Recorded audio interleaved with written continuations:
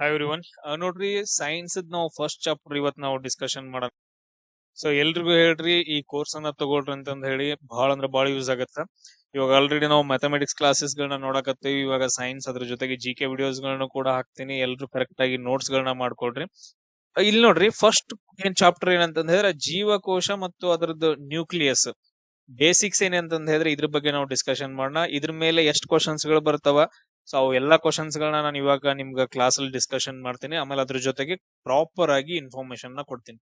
ನೋಡ್ರಿ, ಕ್ವಶನ್ ಏನಂತಂದ್ ಹೇಳಿದ್ರೆ ಜೀವಕೋಶವನ್ನ ಮೊದಲು ಕಂಡಿಡಿದಂತಹ ವಿಜ್ಞಾನಿ ಯಾರು ಅಂತಂದ್ ಹೇಳಿ. ಈಗ ನಾವು ಮೊದಲು ಅರ್ಥ ಮಾಡ್ಕೊಳ್ಳೋಣ, ಇದು ಜೀವಕೋಶ ಅಂದ್ರೆ ಏನ್ರಿ ಅಂತಂದ್ ಹೇಳಿ. ಈಗ ನಾವು ಮನುಷ್ಯರದೇವು, ಇವೇನಪ್ಪಾ ಅಂತಂದ್ ಹೇಳಿದ್ರೆ ಈಗ ನಾ ಮನುಷ್ಯ ಅದನ್. ಈಗ ನನ್ನ ಮನುಷ್ಯ ಅದಾನಂತಂದ್ ಹೇಳಿದ್ರೆ ನಂದ್ರೊಳಗಡೆ ಕಣ್ಣ, ಕಿವಿ, ಮೂಗ ಇವೆಲ್ಲ ಇರ್ತಾವಲ್ಲ, ಬಾಯಿ, ಆಮೇಲೆ ನೆಕ್ಸ್ಟ್ ಹೃದಯ, ಆಮೇಲೆ ನಮ್ ಹೊಟ್ಟೆ ಒಳಗಡೆ ಏನಿರುತ್ತ, ಹೊಟ್ಟೆ ಇರುತ್ತ, ಏನೇನೋ ಇರ್ತಾವಲ್ಲ, ಇದೆಲ್ಲ ಇರುತ್ತ. ಅದಾದ ನಂತರ ನೆಕ್ಸ್ಟ್ ಇವೆಲ್ಲ ಏನಪ್ಪಾ ಅಂತಂದ್ರೆ ಅಂಗಾಂಗಗಳು ಅಂತ ಕರಿತೀವಿ. ಇದ್ರ ಒಳಗಡೆ ಏನಂತಂದ್ರೆ ಸಣ್ಣ ಸಣ್ಣ ಪಾರ್ಟ್ ಇರ್ತಾವ, ಅದ್ರ ಒಳಗಡೆ ಮತ್ ಸಣ್ಣ ಸಣ್ಣ ಪಾರ್ಟ್ ಇರ್ತಾವ. ಲಾಸ್ಟ್ ಏನಂತಂದ್ ಹೇಳಿದ್ರ ಬರುವಂತ ಬಾಳ ಅಂದ್ರ ಬಾಳ ಲಾಸ್ಟ್ ಸಣ್ಣದ್ ಬರುವಂತ ಒಂದು ಆ ಏನಾದ್ರೂ ಒಂದು ವಸ್ತು ಅಂತಂದ್ ಹೇಳ್ತೀವಲ್ಲ, ಅದನ್ನ ಏನಂತಂದ್ ಹೇಳಿದ್ರೆ ಜೀವಕೋಶ ಅಂತ ಕರಿತೀವಿ.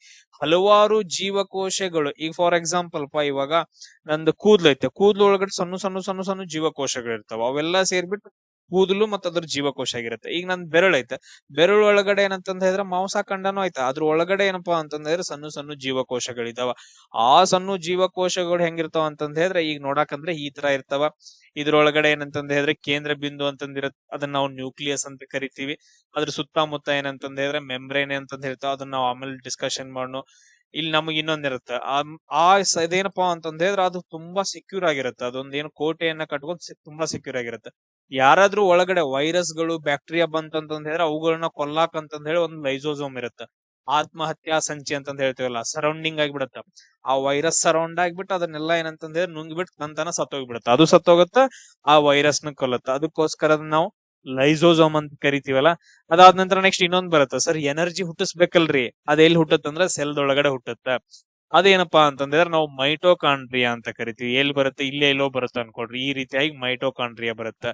ಸೊ ಈ ಎಲ್ಲಾ ಸಿಸ್ಟಮ್ ಅನ್ನ ಹೊಂದಿರುವಂತಹ ಒಂದು ಏನಪ್ಪಾ ಅಂತಂದ್ ಹೇಳಿದ್ರ ಒಂದು ಅಂಗ ಅಂತ ಹೇಳಕ್ ಬರಂಗಿಲ್ಲ. ಸೊ ಬೇಸಿಕ್ ಯೂನಿಟ್ ಅಂತಂತ ಹೇಳ್ತೀವಿ, ಅದನ್ನ ನಾವು ಸೆಲ್ ಅಂತಂದ ಹೇಳ್ತೀವಿ.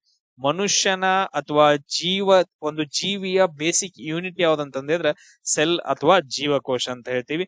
ಇದನ್ನ ಮೊದಲು ಕಂಡಿಡಿದವ ಯಾರ, ಗುರುತಿಸಿದವ ಯಾರ ಅಂತಂದ ಹೇಳಿ, ಯಾರಂತಂದ್ರೆ ರಾಬರ್ಟ್ ಲಿವನ್ ಹುಕ್ ಅಂತಂದ ಹೇಳ್ತೀವಿ. ಯಾರಂತಂದ ಹೇಳ್ತೀವಿ, ರಾಬರ್ಟ್ ಲಿವನ್ ಹುಕ್ ಅಂತಂದ ಹೇಳ್ತೀವಿ. ಇದು ತುಂಬಾ ಇಂಪಾರ್ಟೆಂಟ್, ನೆನ್ಪಿಟ್ಕೊಡ್ರಿ. 1665 ಇವ್ ಕಂಡು ಹಿಡಿತಾನ. ಸೊ ಅದಾದ ನಂತರ ನೆಕ್ಸ್ಟ್ ನೋಡ್ರಿ, ಅಗ್ನಿವೀರ GD 2026 ಹೊಸ ಬ್ಯಾಚ್ ಸ್ಟಾರ್ಟ್ ಆಗೈತೆ. ಸೊ ಎಲ್ರು ಅಡ್ಮಿಷನ್ ಅನ್ನ ತಗೊಳ್ರಿ.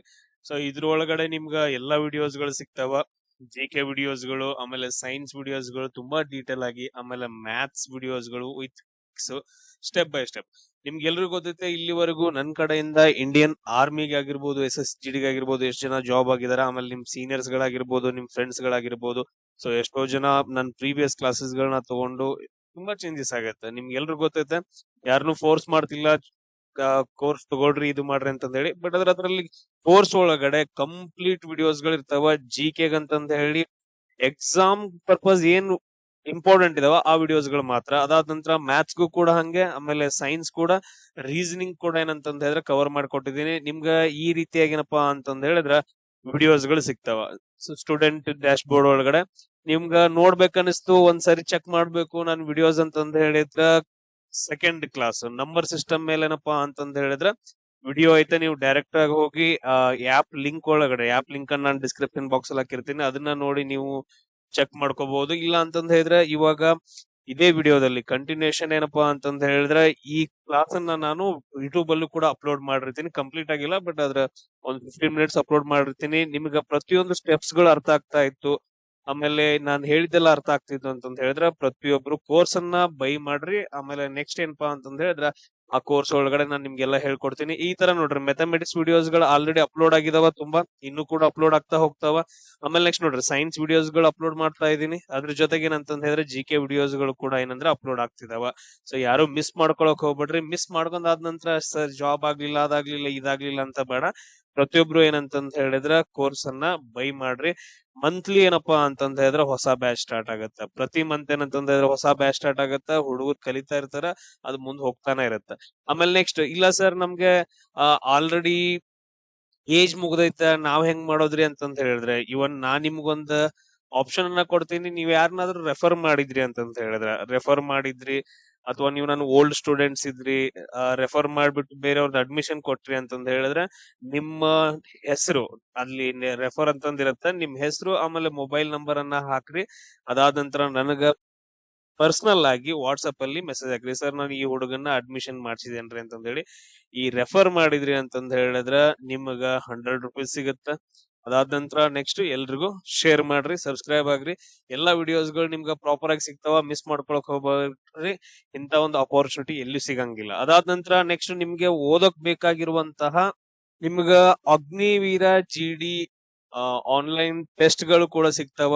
ಸೊ ಇದನ್ನು ಕೂಡ ಏನಪ್ಪಾ ಅಂತಂದ ಹೇಳಿದ್ರೆ ನೀವು ತಗೊಳ್ಬಹುದು. ಅದ್ರ ಜೊತೆಗೆ ಮಾಡೆಲ್ ಕ್ವಶನ್ ಪೇಪರ್ಸ್ ಗಳು ಬುಕ್ ಸಿಗ್ತಾವ ನೋಡ್ರಿ. ಟೆಸ್ಟ್ ಗಳು ಇವಾಗ ಆಲ್ರೆಡಿ ಅಪ್ಲೋಡ್ ಆಗಿದಾವ. ಸೊ ನೀವು ಅವುಗಳನ್ನ ಏನಪ್ಪಾ ಅಂತಂದ ಹೇಳಿದ್ರೆ ಎಕ್ಸಾಮ್ ಅನ್ನ ಬರಿಬಹುದು. ನೀವು ಕೋರ್ಸ್ ಲಿಂಕ್ ಅನ್ನ ಓಪನ್ ಮಾಡಿದ್ರಿ ಅಂತಂದ ಹೇಳಿದ್ರೆ ಈ ರೀತಿಯಾಗಿ ಇರ್ತೈತಿ. ಮ್ಯಾಥಮೆಟಿಕ್ಸ್ ವಿಡಿಯೋಸ್ ಗಳು, ಅದಾದ ನಂತರ ನೆಕ್ಸ್ಟ್ ಸೈನ್ಸ್ ವಿಡಿಯೋಸ್ ಗಳು, ಆಮೇಲೆ GK ವಿಡಿಯೋಸ್ ಗಳು. ಇಲ್ಲಿ ಫ್ರೀ ಆಗಿ ನೋಡುವಂತಹ ಒಂದು ವಿಡಿಯೋ ಐತೆ, ಇದನ್ನ ನೀವು ಪ್ಲೇ ಮಾಡಿ ವಿಡಿಯೋವನ್ನ ನೋಡ್ಕೋಬಹುದು. ನಿಮ್ಗೆ ಸಪರೇಟ್ ಆಗಿ ಡ್ಯಾಶ್ ಬೋರ್ಡ್ ಸಿಗುತ್ತ. ಅದ್ರ ಜೊತೆಗೆ ಏನಪ್ಪಾ ಅಂತಂದ ಹೇಳಿದ್ರೆ ಇಲ್ಲಿ ಕೆಳಗಡೆ ಬಂದ್ರಿ ಅಂತಂದ ಹೇಳಿದ್ರ ನಿಮ್ಗ ಪ್ರಾಕ್ಟೀಸ್ ಕ್ವಶನ್ ಪೇಪರ್ಸ್ ಗಳದಾವ, ಆಮೇಲೆ ಮಾಡೆಲ್ ಕ್ವಶನ್ ಪೇಪರ್ಸ್ ಗಳಿದಾವ. ಈಗ ನೋಡ್ರಿ, ಪ್ರಾಕ್ಟೀಸ್ ಕ್ವಶನ್ ಪೇಪರ್ಸ್ ಗಳ ಮೇಲೆ ಇಲ್ಲಿ ಡಿಸ್ಕಷನ್ ಮಾಡಿದ್ರಿ ಅಂತಂದ ಹೇಳಿದ್ರೆ ನಿಮ್ಗೆ ಇಲ್ಲಿ ಆ ಕ್ಲಿಯರ್ ಆಗಿ ಎಲ್ಲಾ ಸಿಗುತ್ತಾ ಮಾಹಿತಿ. ಸೊ ಕರೆಕ್ಟ್ ಆಗಿ ಯೂಸ್ ಮಾಡ್ಕೊಡ್ರಿ. ಅದಾದ ನಂತರ ನೆಕ್ಸ್ಟ್ ಏನಪ್ಪಾ ಅಂತಂದ ಹೇಳಿದ್ರೆ ಎಲ್ಲಾ ಕೋರ್ಸ್ ಗಳನ್ನ ಅಪ್ಲೋಡ್ ಮಾಡ್ತೀನಿ. ಅದ್ರ ಜೊತೆಗೆ ಆರ್ಮಿ ಅಸಿಸ್ಟೆಂಟ್ ಕೂಡ, ನರ್ಸಿಂಗ್ ಅಸಿಸ್ಟೆಂಟ್ ಕೂಡ ನಾನು ಅಪ್ಲೋಡ್ ಮಾಡ್ಬೇಕು ಅನ್ಕೊಂಡಿದೀನಿ. ಮಿಸ್ ಮಾಡ್ಕೊಳಕ್ ಹೋಗ್ಬೇಡ್ರಿ ಈ ಅಪರ್ಚುನಿಟಿನ. ಕ್ವಶನ್ ಏನ್ ಕೇಳ್ಬೋದು, ಜೀವಕೋಶದ ನಿಯಂತ್ರಣ ಕೇಂದ್ರ ಅಥವಾ ಕಂಟ್ರೋಲ್ ರೂಮ್ ಯಾವುದು ಅಥವಾ ಕಂಟ್ರೋಲ್ ಸೆಂಟರ್ ಯಾವುದು? ಒಂದು ಆರ್ಗನಲ್ ಅಂತಂದ ಹೇಳಿದ್ರೆ ಜೀವಕೋಶ ಅಂತಂದ ಹೇಳ್ತೀವಿ, ಅದ್ರದ್ದು ಕಂಟ್ರೋಲ್ ಸೆಂಟರ್ ಯಾವುದು ಅಥವಾ cell in the centre of unit ಯಾವುದು ಅಂತಂದ ಹೇಳಿ ಹಿಂಗ್ ಕೇಳ್ತಾರೆ. ಈಗ ಏನಪ್ಪಾ ಅಂತಂದ ಹೇಳಿದ್ರೆ ಒಂದು ಜೀವಕೋಶ ಇರುತ್ತೆ. ಈ ತರ ಏನಂತಂದ ಹೇಳಿದ್ರೆ ಜೀವಕೋಶ ಇರುತ್ತೆ. ಅದ್ರ ಒಳಗಡೆ ಏನಂತಂದ ಹೇಳಿದ್ರೆ ಒಂದ್ ಈ ತರ ಒಂದು ಸಣ್ಣದೇನಪ್ಪಾ ಅಂತಂದ್ರೆ ರೌಂಡ್ ಶೇಪ್ ಬರುತ್ತೆ. ಇದನ್ನ ನಾವು ನ್ಯೂಕ್ಲಿಯಸ್ ಅಂತ, ಇದ್ ನಾವು ಏನಪ್ಪಾ ಅಂತಂದ್ರೆ ನ್ಯೂಕ್ಲಿಯಸ್ ಅಂತ ಕರಿತೀವಿ.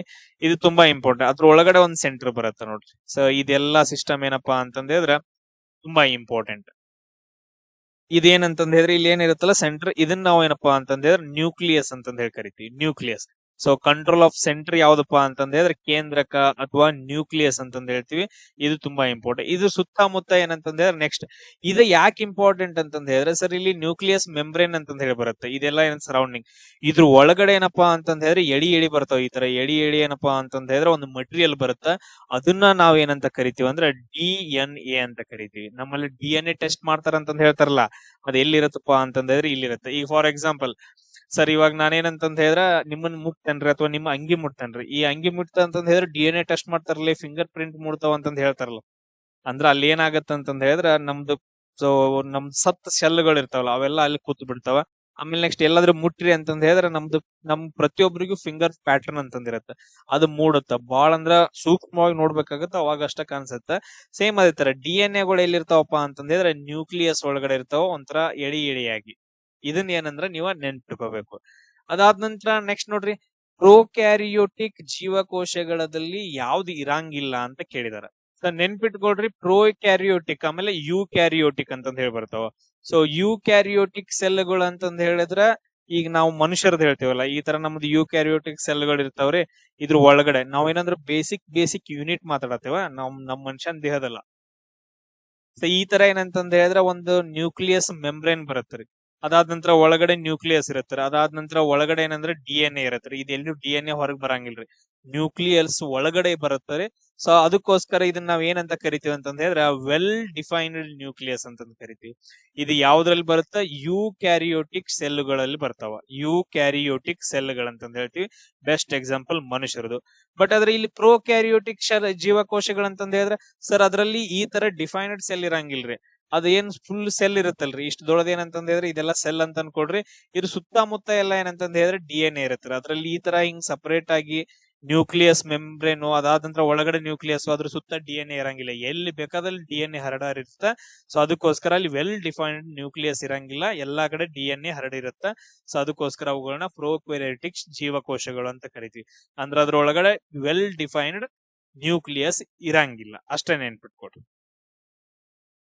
ಇಲ್ಲಿ ನೋಡ್ರಿ, ಇಲ್ಲಿ ಹೆಂಗಂತಂದ್ ಹೇಳಿದ್ರೆ, ಇವಾಗ ಕೇಂದ್ರದ ಒಳಗಡೆ ಅಂದ್ರೆ ನ್ಯೂಕ್ಲಿಯಸ್ ಒಳಗಡೆ ದಾರದಂತಹ ರಚನೆಗಳು ಕಂಡು ಬರುತ್ತೆ. ಇದೇನಂದ್ರೆ ನ್ಯೂಕ್ಲಿಯಸ್, ಇಲ್ಲಿ ಏನಂತಂದ ಹೇಳಿದ್ರೆ ಇದ್ರ ಸೆಂಟರ್. ಸೊ ನೀವು ನೆನ್ಪಿಟ್ಕೊಡ್ರಿ ಇದನ್ನ, ಇದು ನ್ಯೂಕ್ಲಿಯಸ್ ಮೆಂಬ್ರೇನ್ ಒಳಗಡೆ.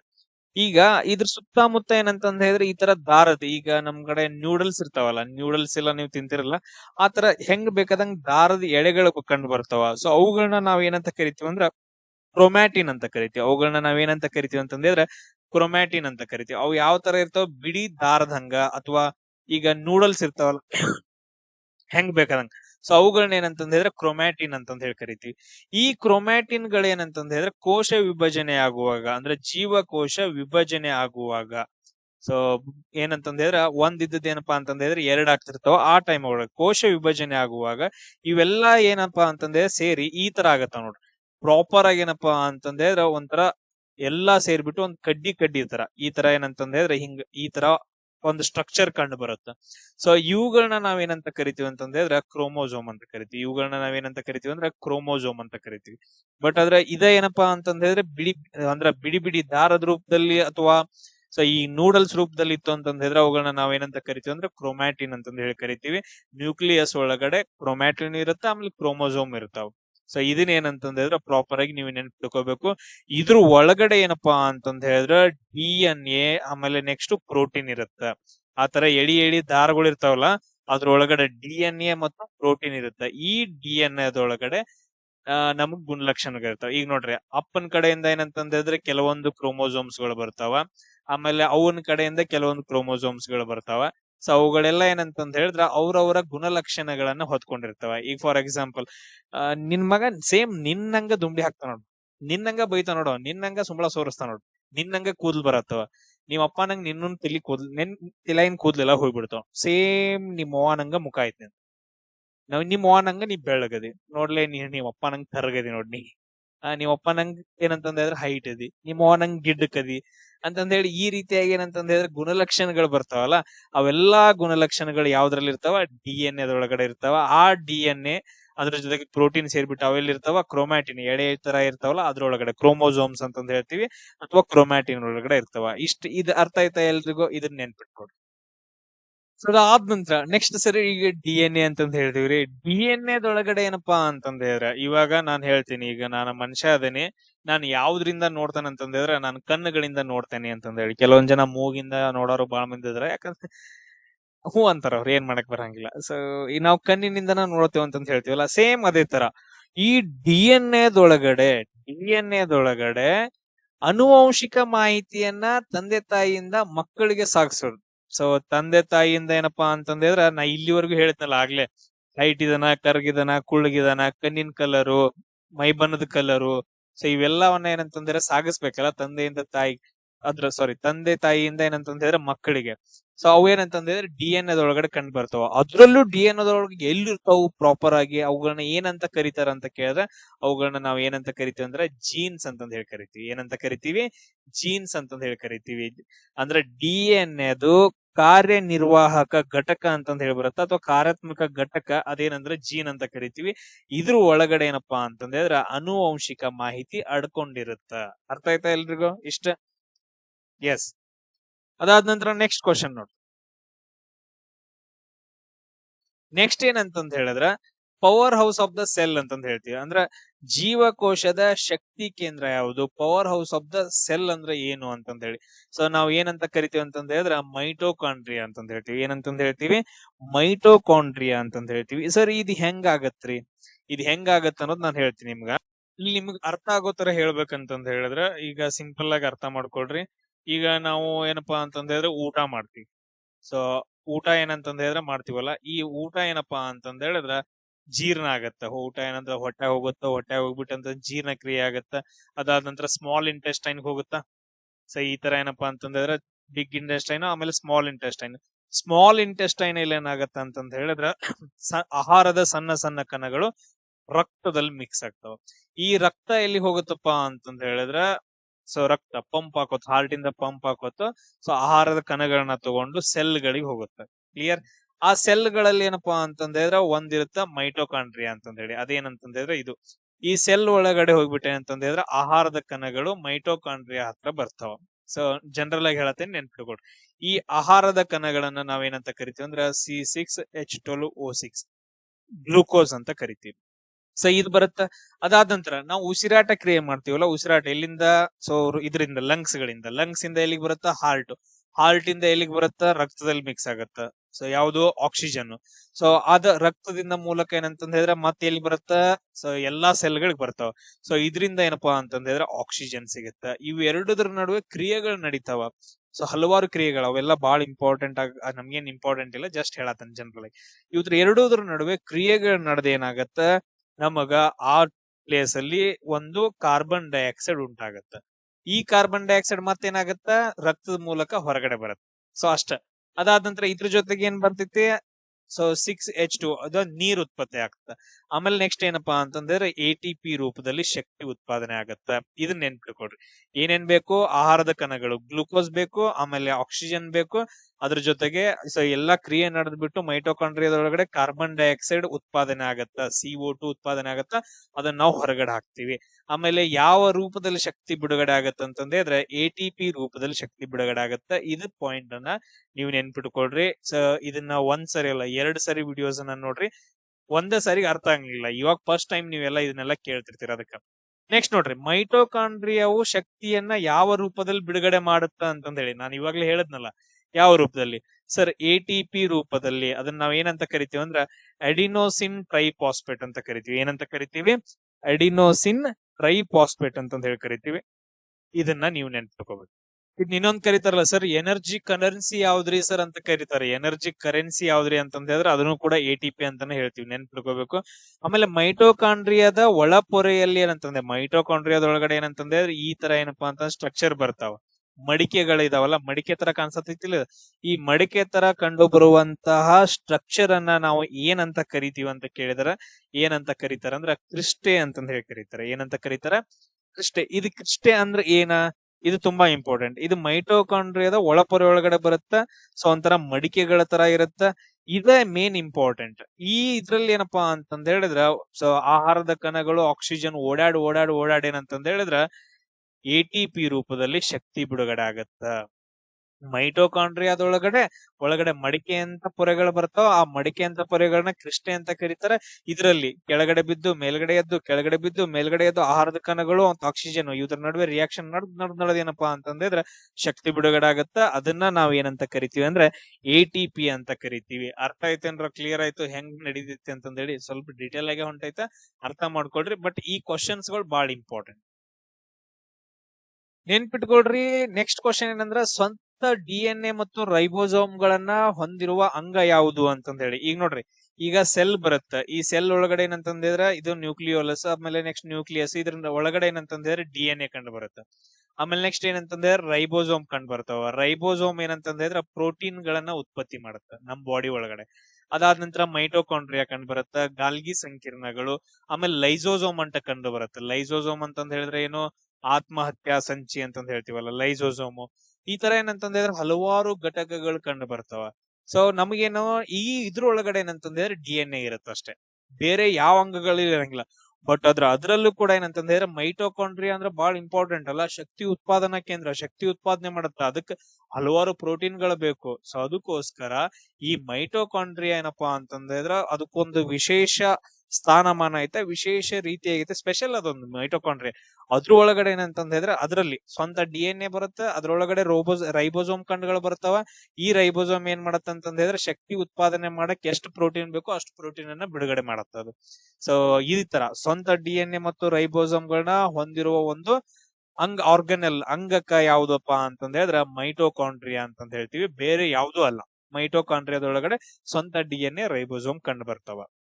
ಅದಾದ ನಂತರ ಜೀವಕೋಶದ ಉಸಿರಾಟ, ಸೆಲ್ಯುಲಾರ್ ರೆಸ್ಪಿರೇಷನ್ ಅಂತಂದ ಹೇಳ್ತೀವಿ. ಅಂದ್ರೆ ಜೀವಕೋಶದ ಉಸಿರಾಟ ಎಲ್ಲಿ ನಡೆಯತ್ತೆ ಅಂತಂದ್ರೆ ಸರ್ ನಾವು ಉಸಿರಾಟ ಎಲ್ಲಿ ಮಾಡ್ತೇವ್ರಿ ಸರ್ ಮೂಗಿಂದ ಮತ್ ಬಾಯಿಂದ ನಾವು ಗಾಳಿಯನ್ನ ತಗೋತೇವ್ರಿ ನಮ್ ಲಂಗ್ಸ್ ಒಳಗಡೆ ಶ್ವಾಸಕೋಶದ ಒಳಗಡೆ ಎಕ್ಸ್ಚೇಂಜ್ ಆಗತ್ರಿ ಎಲ್ಲಿ ಈಗ ನೋಡ್ರಿ ನಾವು ಈ ತರ ಏನಪ್ಪಾ ಅಂತಂದ್ರೆ ಗಾಳಿಯನ್ನ ತಗೊಂಡಾಗ ಎಲ್ಲಿ ಹೋಗುತ್ತಾ ಶ್ವಾಸಕೋಶಗಳೊಳಗಡೆ ಶ್ವಾಸಕೋಶಗಳೊಳಗಡೆ ಏನಪ್ಪಾ ಅಂತಂದ ಹೇಳಿದ್ರೆ ಅಲ್ವಿಯೋಲಾಯ್ ಅಂತಂದ ಹೇಳಿ ಈ ತರ ಫಿಂಗರ್ ಲೈಕ್ ಸ್ಟ್ರಕ್ಚರ್ ಬರುತ್ತೆ ಅದು ಹೀರ್ಕೊಂಡು ರಕ್ತದಲ್ಲಿ ಮಿಕ್ಸ್ ಮಾಡಿ ಕಳ್ಸುತ್ತ ಯಾವ್ದನ್ನ ಆಕ್ಸಿಜನ್ ಅನ್ನ ನೆಕ್ಸ್ಟ್ ಏನಂತಂದ ಹೇಳಿದ್ರೆ ಒಳಗಡೆ ಬರೋದ್ನ ಎಂತಂದ ಹೇಳಿದ್ರ ಮೈಟೊಕಾಂಡ್ರಿಯದಿಂದ ಬರುವಂತ ಕಾರ್ಬನ್ ಡೈಆಕ್ಸೈಡ್ ಅನ್ನ ಏನ್ ಮಾಡುತ್ತೆ ರಿಟರ್ನ್ ಶ್ವಾಸಕೋಶಗಳಿಗೆ ಇಲ್ಲಿ ಅಲ್ವಿಯೋಲಾಯ್ ಹತ್ರ ಬರ್ತಾವ ಇದು ಅಲ್ವಿಯೋಲಾಯ್ ಏನ್ ಮಾಡುತ್ತೆ ಮತ್ ರಿಟರ್ನ್ ಹೊರಗಡೆ ಬಿಡುತ್ತಾ CO2 ಹೊರಗಡೆ ಬಂದ್ಬಿಡತ್ತೆ ಇದೇನಂದ್ರೆ ರೆಸ್ಪಿರೇಷನ್ ಉಸಿರಾಟ ಕ್ರಿಯೆ ಅಂತ ಕರಿತೀವಿ ಇಲ್ಲಿ ಒಂದ್ ಕಡೆ ಎಕ್ಸ್ಚೇಂಜ್ ಆಗ್ತಿರತ್ತೆ ಸೇಮ್ ಅದೇ ತರ ಮೈಟೊಕಾಂಡ್ರಿಯಾದೊಳಗಡೆ ಒಂದ್ ಕಡೆ ಎಕ್ಸ್ಚೇಂಜ್ ಆಗ್ತಿರತ್ತೆ